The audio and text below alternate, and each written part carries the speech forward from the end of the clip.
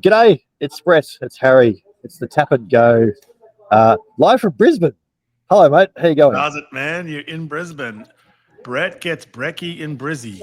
I did, yeah. Did they manage to capture your name in any kind of phonetic accuracy? Look, it's I, I, I, I think it's not written on the car. I think they might have actually written it down as Barrett. On that point, Which imagine if Old Man Barrett had instead moved to Australia like half of New Zealand has, and had all those boys playing for you. You might not have an injury crisis right now. Well, yeah, it's a good point. It's a good point, isn't it? It's By the way, worrying. I have an exclusive. My exclusive, Yeah, 8-9 I'd love an combo exclusive. is that Sam Windsor, leading point scorer in history in MLR and still Australian qualified, is on the way to Australia. Robbed of conversions.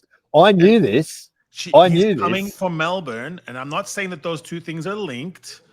They might not be, but let's just say they are. Exclusive. I knew that this was the case. Sam's mum got in touch with me. So, yes, we're hoping to potentially catch up in Canberra as well. But anyway, we'll work that out. Sam was on a flight in New Jersey and saw a guy just like me, and he was on the phone, so he didn't have time to say, hello, are you Harry? And he accosted that man, and then he had to check with me, and I said, no, I'm not that man. So there you go. Yeah, and our apologies to that man, obviously. In every way. Yes, exactly. Fire away, mate. First question. Question one. With only 4 players under 30 caps on the Lions and only 4 players over 30 caps on the Wallabies, this strikes us with all the injuries going out right in that 60, 70, 50 cap region, unfortunately. Bobby V, Willie Skelton, Taniela Tupou. I mean, all these guys going down are huge cap guys as well. Yeah. And the incredible combinations you have across the team on the Lions side, including an 8-9 combo, Jack Conan and Jamison Gibson-Park.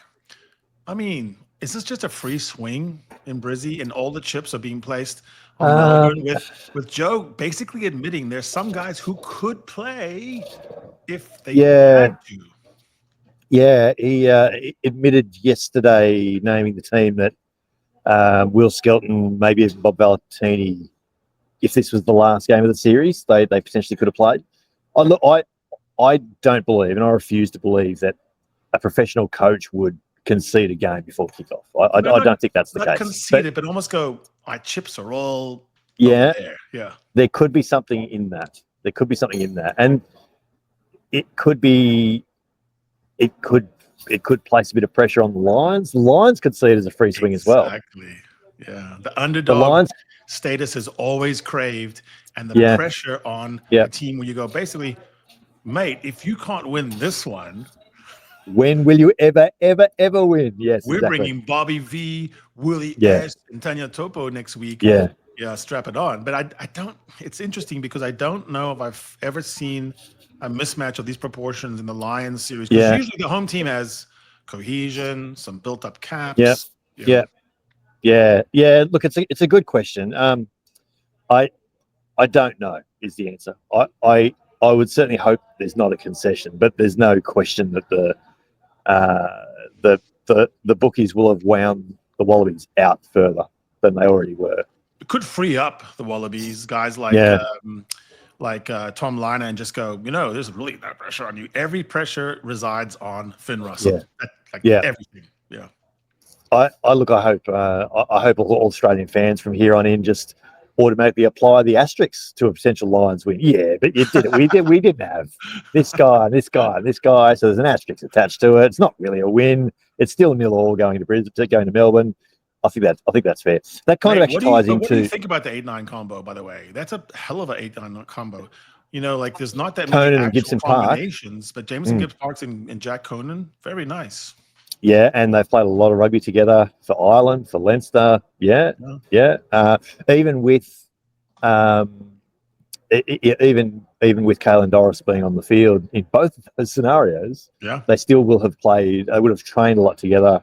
Plenty. No, it's decent, and equally, there was a little bit of there's more than a little bit. There's lots of commentary on the Australian side of it. Oh, why wouldn't you start Tate McDermott? You've got Harry Wilson, you've got Tom Lyon, you've got Fraser McWright.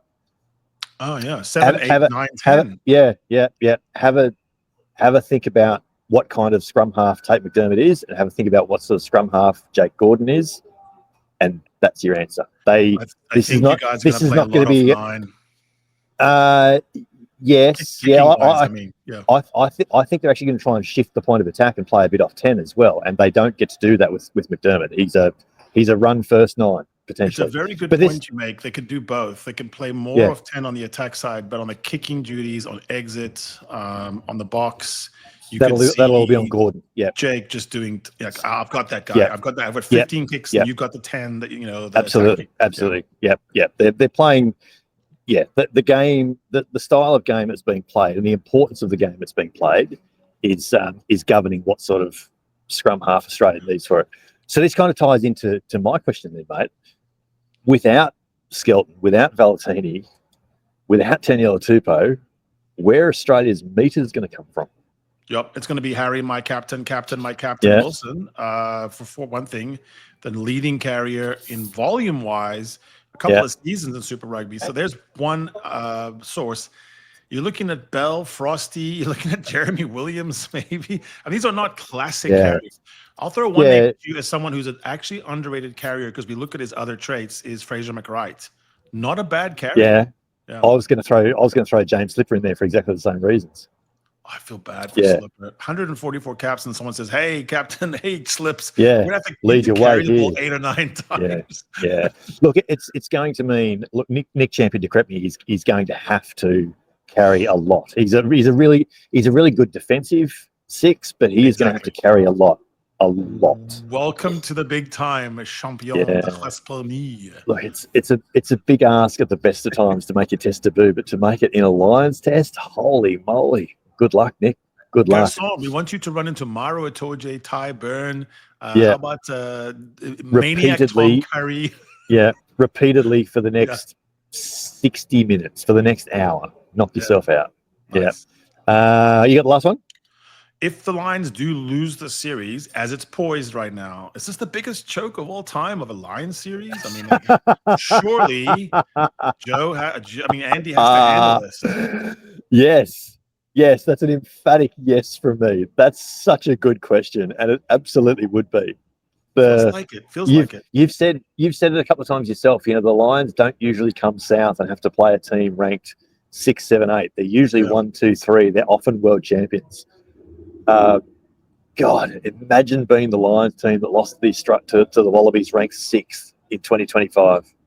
Imagine how the history books is going to look back on that team. And the funny thing about that is that this may be like the squad that Farrell has named might be man for man stronger than the teams that he put out in 2021, but certainly in 2013. So, it'll be a massive choke. Massive. I love that question. That's great. Might explain the sentiment and attitude of Andy Farrell, because he hasn't been his normal sort of jocular self, affable self. He's been pretty tight. And and I remember I heard Bernard Jackman on some show just a couple of days ago saying that he is really wound up. Like I think he realizes these are the 48 hours that will, be the most taxing on Andy Farrell's life, because right about now he's going, what have I left? What have I not thought about? What has Joe got up his sleeve? Yeah. Well, I mentioned earlier in the week, and I kind of, it might have been the chat we had with Charlie Morgan, and he was asked back in Canberra, how much are you holding back? And he sort of laughed and chuckled and smiled and said, the same amount as Joe. Which means they are both simultaneously and complementary